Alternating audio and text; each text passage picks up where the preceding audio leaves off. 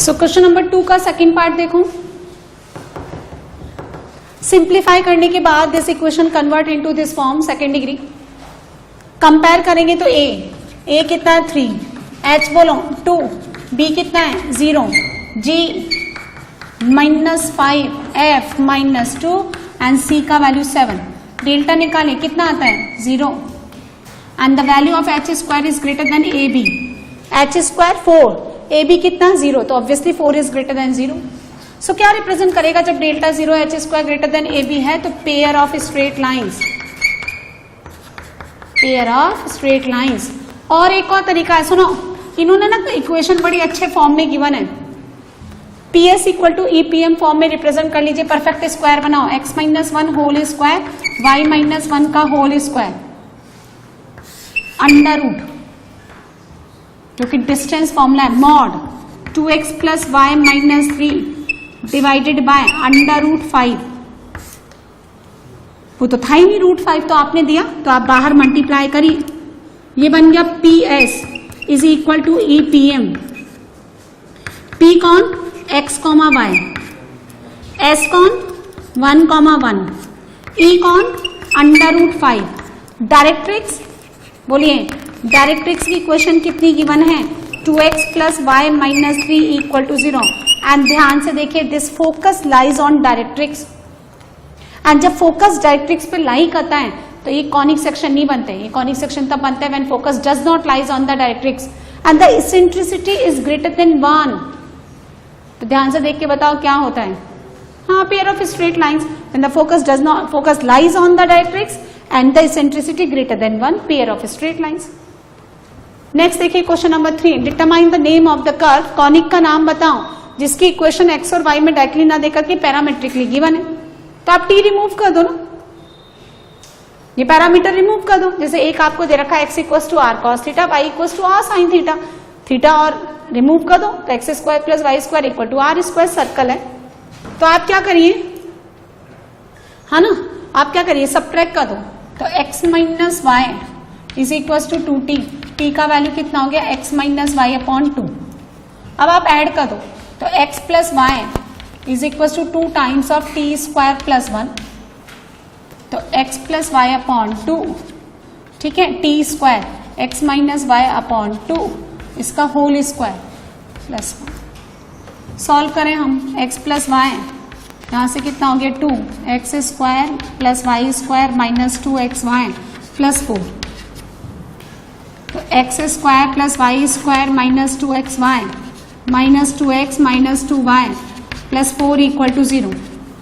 a b का value 1, h g और f minus 1, c का वैल्यू 4, h स्क्वायर कितना equal to a b and delta निकालिए a B C plus 2fgh, बार बार लिखेंगे याद हो जाएगा, minus a f square minus b g square minus c h square. अगर आपका ये डेल्टा 0 है तो ये रिप्रेजेंट करेगा पेयर ऑफ पैरेलल लाइंस, और अगर आपका डेल्टा नॉट इक्वल टू 0 है तो ये रिप्रेजेंट करेगा पैराबोला। समझे आप? तो सुनिए, ए का वैल्यू ए बी सी का वैल्यू पुट करिए 4, 2 f -1 g -1 h -1 minus a f square 1 minus b g square 1 c 4 h square कितना हो गया -6। इससे तो इसको काट दो, कितना हो गया ये -2 -4। So delta not equal to 0 और h square equal to a b, ये parabola.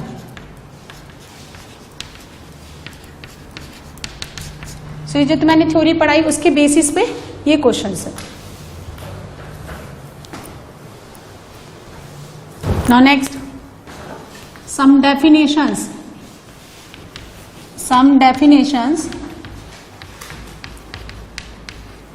related to conic sections। जो conic section में काम आएंगी वो definitions, some definitions related to conic section, है ना। इस कॉन को वापस बना लें आप, इन्वर्टेड कॉन।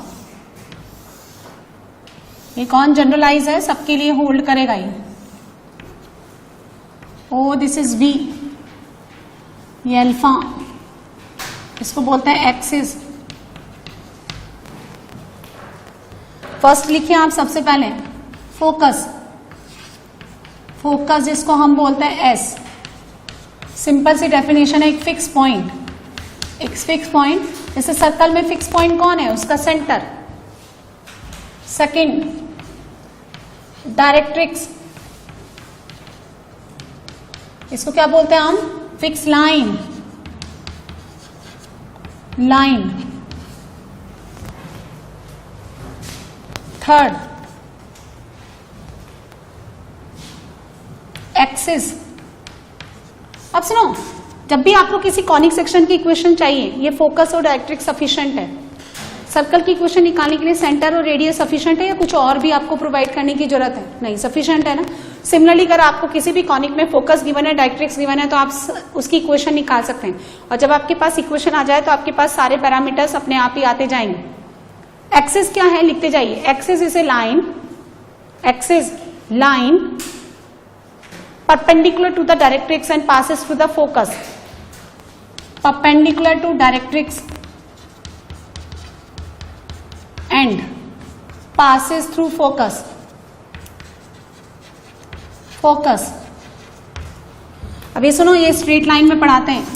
अगर आपको ये लाइन गिवन है ax plus b y plus c equal to 0, तो इसके पैरेलल लाइन की इक्वेशन कैसे लिखेंगे, बोलिए। ax plus b y plus lambda equal to 0, keeping the coefficient of x and y same. Perpendicular line, interchanging the coefficient of x and y with negative sign, तो कितना हो जाएगा, bx minus a y plus mu equal to 0। And lambda mu निकालने के लिए आपको एक condition given होती है। So axis is a line perpendicular to the directrix and passes through the focus. Fourth लिखिए आप, vertex. Vertex is the point of intersection, point of intersection of axis. ध्यान से देखो, ये वर्टेक्स है, ये जहां पे ये एक्सिस इस कर्व को काटती है, इस कॉन को काटती है, वही उसी का पॉइंट ऑफ इंटरसेक्शन वर्टेक्स कहलाता है। तो vertex is the point of intersection of axis and curve. अब कर्व कुछ भी हो सकता है, पैराबोला, एलिप्स, हाइपरबोला, जो चाहे। Fifth centre,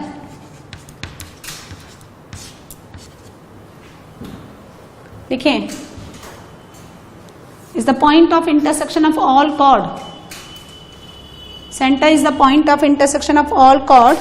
Bisect, bisect is the point of intersection of all chord. Bisect by this point.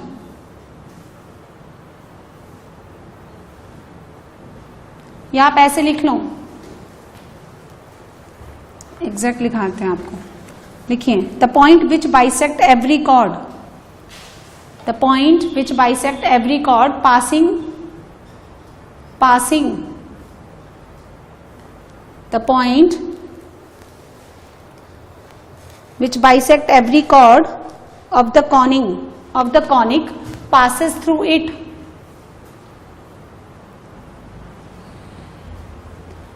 The point which bisect the every chord, है ना, क्या लिखा है? The point which bisect, bisect यानी mid point, bisect the every chord, every chord of conic, of conic passes through it, है ना।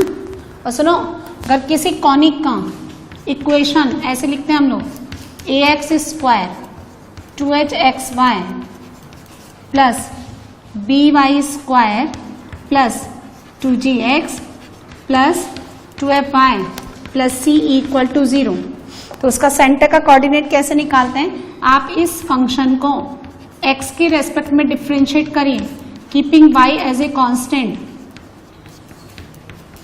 y को constant मानते हुए कितना आएगा? 2ax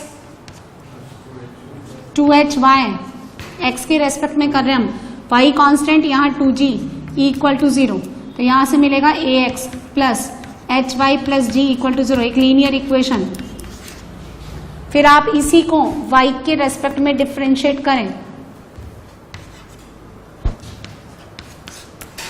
keeping x constant, x को कांस्टेंट मानते हुए। फर्स्ट टर्म 0, कितना आएगा जल्दी बोलिए, 2hx 2by और प्लस का 2f और e इक्वल टू 0, तो hx plus by plus f equal to 0। तो by solving 1 and 2 we get the point of centre. So देखो फिर से हम लोग एक बार रिवाइज करते हैं। Focus, fix point, directrix, fix line, axis perpendicular to the focus and passes through the perpendicular to the directrix and passes through the focus। या ऐसे कह दो कि फोकस हमेशा कहाँ लाई करेगा, एक्सिस पे।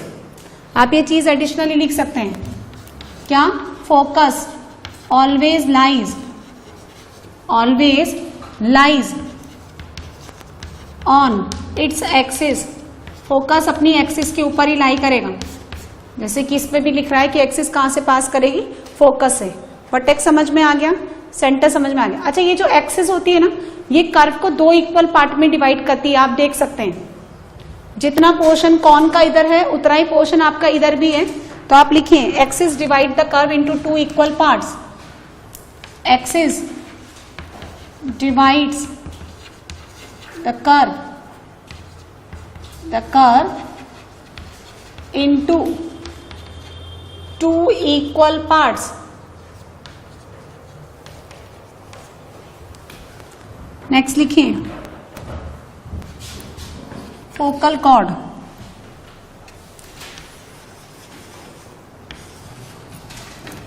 फोकल कॉर्ड लिखिए a line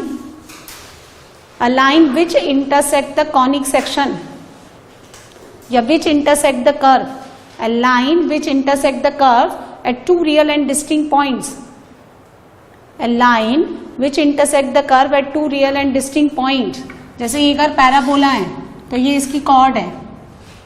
A line which intersect the curve at 2 real and distinct points is the chord. It's called the chord. And if it passes through its focus, it becomes focal chord. Passes through the focus, it becomes focal chord। एक और जो focus से पास करें, फिर लिखिए आप double ordinate.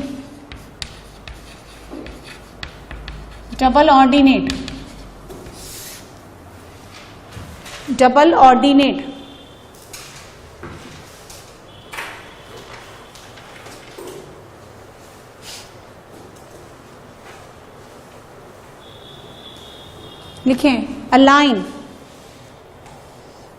perpendicular to the axis। A line double ordinate का मतलब क्या हुआ, ऑर्डिनेट का मतलब क्या होता है बोलिए। ऑर्डिनेट का मतलब क्या होता है, हाइट। जैसे सपोज ये पैराबोला है और ये उसकी एक्सिस है। पैराबोला को 2 इक्वल पार्ट में डिवाइड करने वाली लाइन और ये उसका फोकस है, ठीक है। तो मैंने क्या बोला, a line which is perpendicular to the focus, which is perpendicular to the axis। अब जितना एक्सिस क्या करती है, किसी भी कर्व को 2 इक्वल पार्ट में डिवाइड करती है। जरूरी नहीं कि पैराबोला ही हो। तो जितना पोर्शन ऊपर है उतना ही पोर्शन नीचे है। यदि ये डिस्टेंस आपका y है तो ये डिस्टेंस भी y है। सपोज अगर ये लाइन आपका x इक्वल टू अल्फा है तो ये कितना हो जाएगा, ये अल्फा कॉमा वाई, और ये डिस्टेंस ये कितना हो जाएगा, अल्फा कॉमा माइनस वाई। इस लाइन पे लाई करने वाले हर एक पॉइंट का। अच्छा, माइनस वाई कब हो जाएगा, जब ये आपका एक्स एक्सिस हो। तो क्या हो गया, डबल ऑर्डिनेट हो गया ना। अच्छा, आप पॉइंट भी नहीं लिखो, है ना, तो भी ये वाई है तो ये कितना हो गया, वाई। तो ये दोनों क्या हो गया, double y. So double ordinate, और y क्या रिप्रेजेंट करता है, ऑर्डिनेट को, यानी हाइट को। So line which is perpendicular to the axis is called the double ordinate. And next लिखिए आप लेटस रेक्टम। जिसको शॉर्ट में LR भी बोलते हैं। A line perpendicular to the axis parallel to the directrix, perpendicular to the axis या फिर parallel to directrix and passes through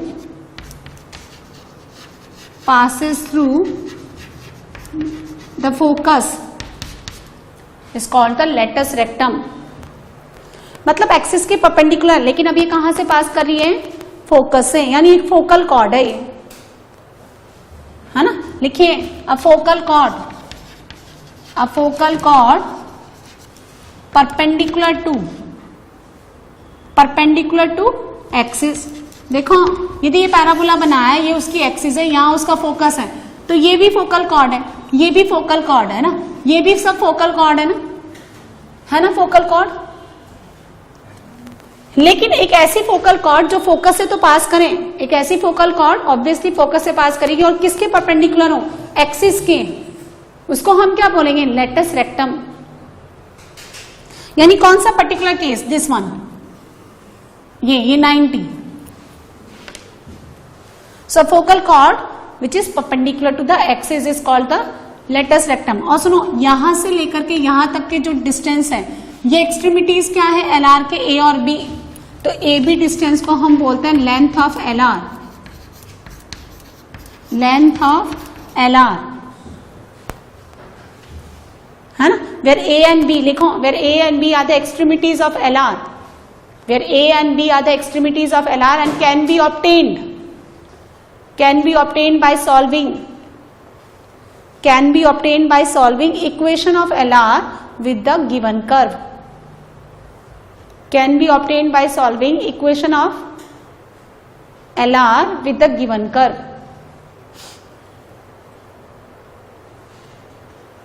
obvious है ना, इस LR की इक्वेशन को आप इस कॉनिक के साथ सॉल्व कर लो, A और B मिल जाएगा, डिस्टेंस फॉर्मूला लगा लो।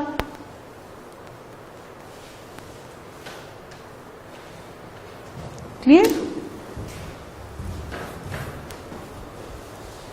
सो LR जो है फोकल कॉर्ड भी है, LR एक्सिस के परपेंडिकुलर है। अच्छा, एक्सिस के परपेंडिकुलर है तो हम इसको ये भी बोल सकते हैं ना कि डबल ऑर्डिनेट भी है ना। चलो नेक्स्ट, स्टैंडर्ड पैराबोला। अब ये जो भी डेफिनेशन हमने पढ़ी है, इसको यूज करते हुए सबसे पहले हम पैराबोला स्टडी करेंगे। Standard parabola,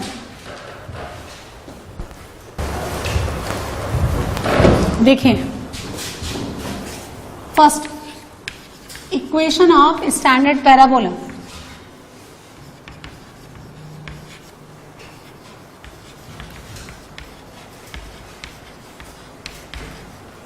equation of standard parabola. अब देखो एक पैराबोला डिजाइन कर रहे हैं हम लोग, इसमें बस मुझे दो ही चीजें गिवन है,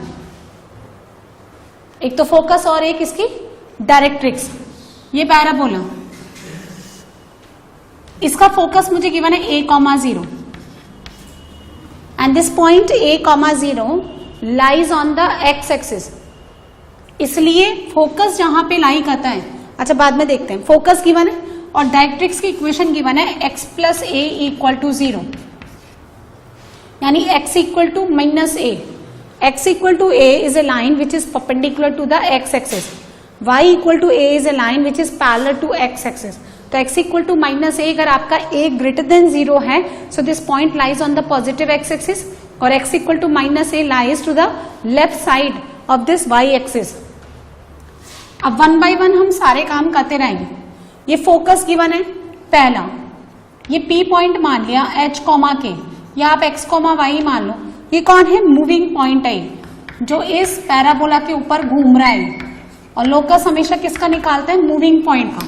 सबसे पहले हम इक्वेशन निकालेंगे, इस P पॉइंट का S से डिस्टेंस, किसी भी मूविंग पॉइंट का फोकस से डिस्टेंस कराती है फोकल डिस्टेंस, और यहां से आप परपेंडिकुलर डालेंगे M। अच्छा, M कोऑर्डिनेट कितना आएगा? X कोऑर्डिनेट तो सेम रहेगा -a, जितनी हाइट ये है उतनी हाइट आ जाएगी -a, y। Now equation of standard parabola by the definition of the conic section. अच्छा, जब भी आप ना पैराबोला की बात करें, जब भी आप पैराबोला की बात करें, इसेंट्रिसिटी ऑलवेज इक्वल टू 1, यानी जब तक हम पैराबोला पढ़ेंगे ना, इसेंट्रिसिटी हमेशा कितनी कंसीडर करेंगे, 1। तो अब थोड़े टाइम के लिए आप ई को भूल ही जाओ, क्योंकि 1 कहीं लिखने की जरूरत ही नहीं है ना। तो PS इक्वल टू EPM, तो PS कितना हो गया, M PM। ये कौन है, मूविंग पॉइंट का फोकस से डिस्टेंस, ये कहलाता है फोकल डिस्टेंस। फोकल डिस्टेंस यानी distance between the moving point P and the focus. PS लगाओ जरा distance formula, x minus a का whole square plus y square under root, perpendicular distance PM directly निकालो, y से y cut गया, x plus a। Right में से left को घटाओगे ना आप, राइट में से लेफ्ट को, तो पॉजिटिव नंबर ही आएगा, मॉड वोड लगाने की जरूरत नहीं है। यानी यहां से आपको PS कितना आ गया, x प्लस a।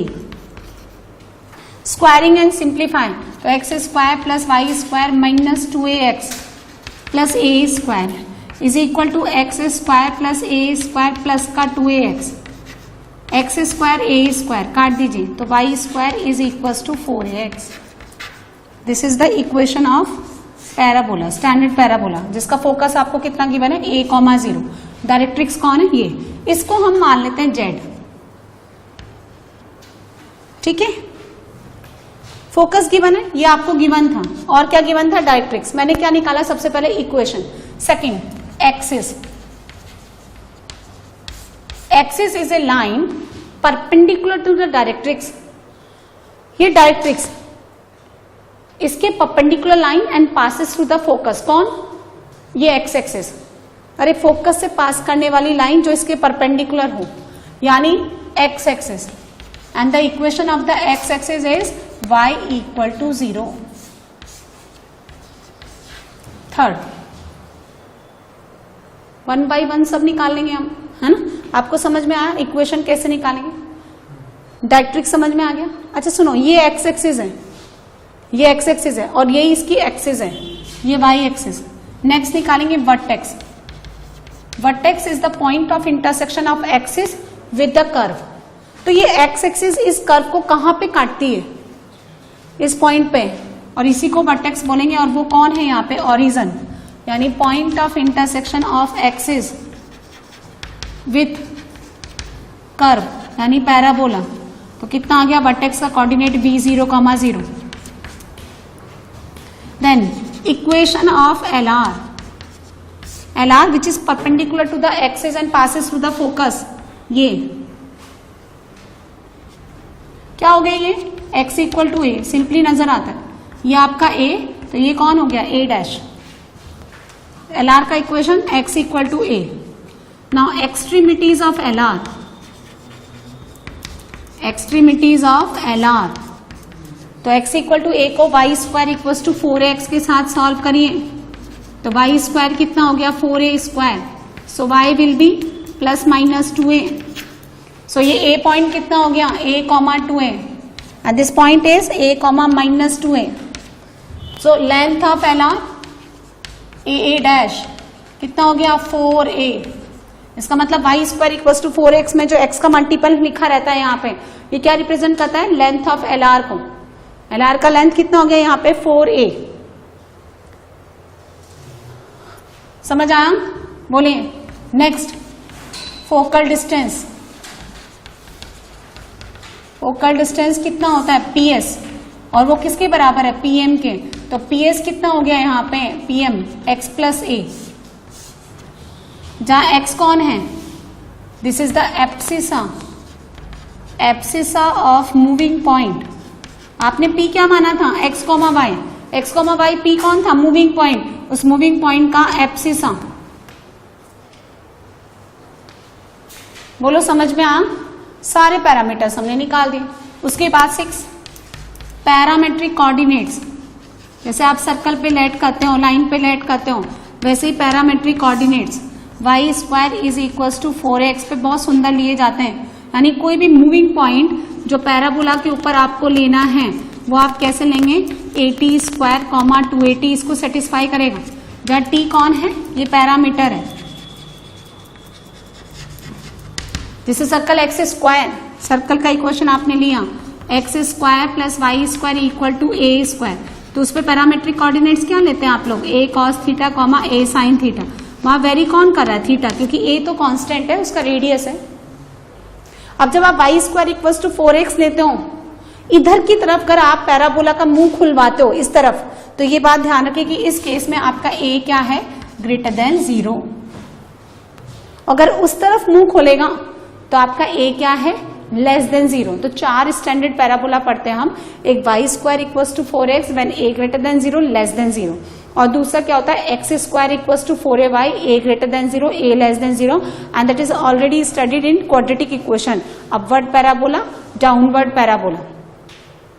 किसी भी सर्कल की जो साइज होती है, साइज कितना बड़ा बनेगा कितना छोटा बनेगा, वो डिसाइड किया जाता है उसकी रेडियस से, और जब पैराबोला अपनी साइज जो खोलता है वो डिसाइड करता है लेंथ ऑफ एल आर, यानी लेंथ ऑफ एल आर यही तो है। देखो ये कितना मुंह खोलेगा वो कौन डिसाइड कर रहा है, सर्कल कितना बड़ा छोटा बनेगा वो उसका रेडियस, और ये कितना मुंह खोलेगा ये उसकी एल आर डिसाइड करे। यदि तुमने सर्कल की रेडियस को बिल्कुल 0 कर दिया तो वो एक पॉइंट बन जाएगा which is the centre of the circle, and similarly if you vanish the length of L R in case of the parabola, circle भी एक लाइन में कन्वर्ट हो जाएगा, सॉरी पैराबोला भी एक लाइन में कन्वर्ट हो जाएगा। कैसे, ये पैराबोला है ऐसे, इसका लेंथ ऑफ एल आर ये यानी 4a। अगर आपने 4a को 0 किया तो 4 तो 0 है नहीं, दैट मीन्स आपने a को 0 किया, a को 0 किया तो वाई स्क्वायर इक्वल टू 0 यानी y इक्वल टू 0, है ना। इसलिए हम इसमें a को कभी 0 नहीं करते, क्योंकि अगर आपका a 0 हुआ तो वाई स्क्वायर इक्वल टू 0 यानी y इक्वल टू 0, ये एक्सिस में कन्वर्ट हो जाएगा। ये पूरी ये जो पैराबोला ना ये कॉन्साइड कर जाएगा इसकी एक्सिस पे, and which is the x axis.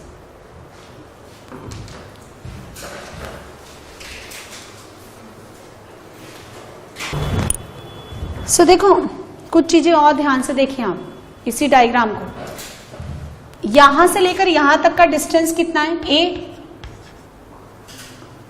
और यहां से लेकर यहां तक का डिस्टेंस भी कितना है, a, and this z coordinate is -a, 0। That means vertex v is the mid point of z and s, where z is the point of intersection of the directrix and axis.